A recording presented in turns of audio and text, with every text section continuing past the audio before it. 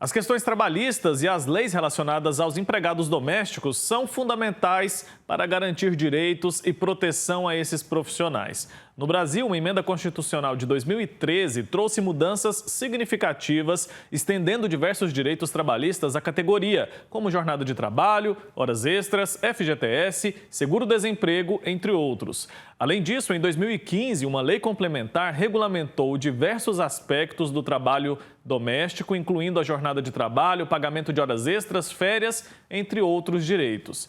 É importante que os empregados e os empregadores estejam cientes dessas leis e cumpram suas obrigações e direitos para garantir um ambiente de trabalho mais justo, né? Eu vou conversar sobre esse assunto agora com a Dercilete Lisboa Loureiro, que é coordenadora geral de fiscalização do trabalho decente do Ministério do Trabalho e Emprego. Ela que está conectada aqui com a gente. Desde já agradeço a presença. Bom dia.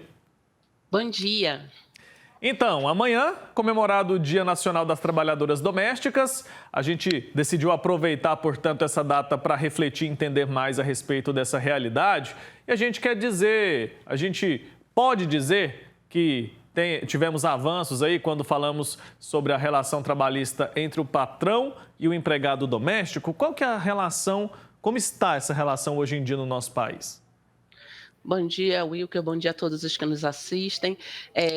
Sempre é momento de celebrar, porque nós não podemos esquecer que a categoria de trabalhadoras domésticas ela é uma categoria predominantemente exercida, né, preenchida por mulheres negras. Esse trabalho de cuidado, o trabalho de cuidado remunerado, ele tem origens históricas na escravização da população negra. Então, toda a regulamentação, toda a conquista de direitos, ela deve ser celebrada. A lei original do trabalho doméstico é de 1972. Então, desde 1972, que as trabalhadoras domésticas têm direito à anotação da carteira de trabalho e acesso à previdência social. Mas, infelizmente, em 1988, apesar da nossa Constituição Cidadã, que nós também devemos enaltecer, ela tinha o equívoco de diferenciar no artigo 7º os direitos de trabalhadores domésticos com os demais trabalhadores. E com a emenda constitucional 72, em 2013, isso começa a ser diminuído e depois regulamentado em 2015 pela Lei Complementar número 150.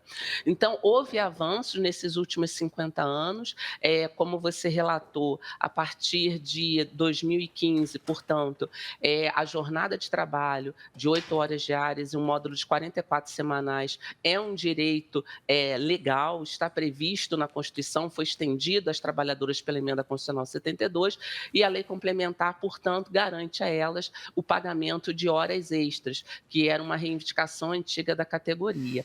Então, os direitos não são todos exercidos da mesma forma, ainda há algumas diferenciações, a meu ver, injustificadas pela legislação, mas isso é um processo, né, de categorias de luta dos trabalhadores e trabalhadoras que a gente em breve vai avançar, mas a desinformação dos empregadores domésticos ainda é a maior dificuldade para que todos esses direitos sejam respeitados e também das próprias trabalhadoras que às vezes não têm uma compreensão integral de tudo aquilo que elas têm direito.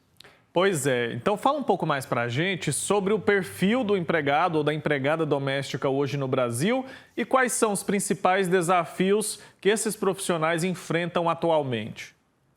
Então, como eu disse, é uma categoria predominantemente feminina e exercida por mulheres pretas. São cerca de 6 milhões de trabalhadoras e o maior desafio é a informalidade. Dessas 6 milhões de trabalhadoras, e eu falo trabalhadoras, ainda que haja homens também exercendo essa atividade, motoristas, né, particulares, jardineiros, né, porque são pessoas que trabalham em âmbito residencial, que trabalham para as famílias, sem finalidade lucrativa, mas, como eu disse, é uma categoria predominantemente feminina, por isso eu falo trabalhadoras.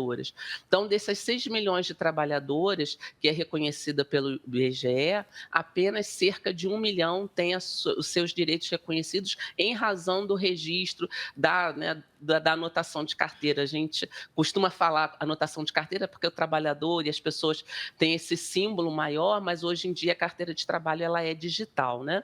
Então, a informalidade é o nosso maior desafio, né? Que elas efetivamente tenham o seu registro e, com isso, acesso à Previdência Social. E a Previdência Social não é só a questão da aposentadoria. Quando essas trabalhadoras adoecem, há necessidade que elas se afastem, como todos os outros trabalhadores, e tenham o benefício, né, do auxílio em razão de incapacidade provisória, incapacidade temporária. Então, sem um registro, sem o recolhimento previdenciário, elas não têm direito. O fundo de garantia também depende do registro, só pode ser feito o recolhimento se o registro ele está regular. Férias, 13º, como disse, limitação da jornada, os empregadores precisam fazer o controle de ponto, né? Seja por uma ficha, seja por um livro, seja até por sistemas de fácil acesso no celular, para que realmente haja esse controle e, se for o caso, a trabalhadora ter um pagamento de hora extra ou até de adicional noturno. O que poucas pessoas sabem, né? Que dentro dessa categoria nós temos cuidadoras de idosos, babás, que muitas vezes acompanham seus empregadores em viagens e, quando isso acontece, elas têm direito a um adicional por esse acompanhamento em viagem, no montante de 25% do seu salário. Então, a informalidade, eu diria que é o maior desafio para que ela possa automaticamente ter direito à previdência e ao recolhimento do FGTS, mas a implementação do pagamento mínimo, do salário mínimo e o respeito à jornada de trabalho, 13º e concessão de férias, ainda é uma luta que todos nós, como sociedade, temos que travar. Como você disse, a falta de informação é um problema muito grave, porque muitas vezes o próprio trabalhador não conhece os direitos que tem.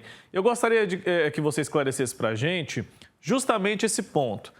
O que caracteriza o vínculo empregatício? Porque muitas vezes a pessoa é chamada para trabalhar como diarista e a gente vê na rotina ali do dia a dia que ela acaba se tornando um profissional como se tivesse efetivado ali naquela residência, naquele ambiente. O que separa as duas coisas e o que caracteriza de fato um vínculo empregatício? Wilker, infelizmente, esse ainda é um dos pecados que a legislação comete com a trabalhadora doméstica. Nenhuma outra categoria, eu repito, nenhuma outra categoria depende do número de dias que trabalha por semana para ter o vínculo reconhecido ou não. Infelizmente, a legislação hoje ainda estabelece que o vínculo de emprego doméstico ele só é caracterizado, só é obrigatório a partir de 3 dias por semana. Trabalhou pelo menos 3 dias por semana, o vínculo é obrigatório. Isso não significa que uma pessoa que trabalhe uma vez por semana ou 2 vezes por semana não possa ter o seu registro efetivado pelo empregador.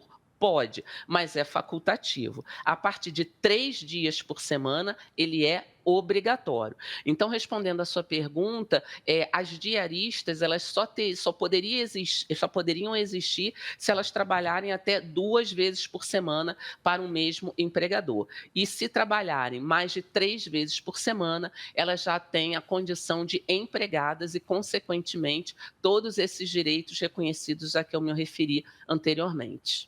Perfeito. E depois da regulamentação, você falou sobre o avanço, sobre a importância da gente regulamentar essa situação. A partir disso, o que mudou e como que os empregadores que não cumprem a lei estão sendo punidos? Olha, a partir da regulamentação, nós precisamos, né, a gente vive num Estado democrático de direito, nós temos que respeitar as leis e as leis são fundamentais. E a Inspeção do Trabalho, como poder público, como poder do Estado, ela precisa seguir exatamente os trâmites legais. Então, a partir da regulamentação, a Inspeção do Trabalho, ela teve mais instrumentos para exigir dos empregadores o registro das trabalhadoras que entrarem nessas características, né, atenderem esses requisitos.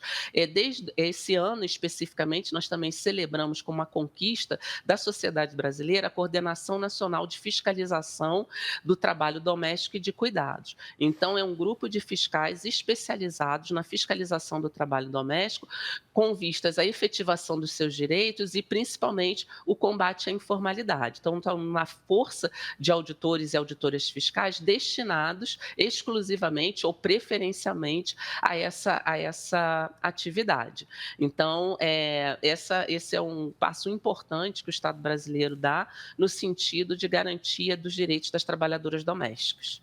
Perfeito. Dercilete Lisboa Loureiro, coordenadora geral de fiscalização do trabalho decente do Ministério do Trabalho e Emprego. Obrigado pelo seu tempo aqui com a gente. Até uma próxima oportunidade. Com certeza voltaremos a esse assunto. Afinal, é um assunto de extrema importância. Até a próxima. Até a próxima. Muito obrigada. Um bom dia a todos. Bom dia. Tchau, tchau.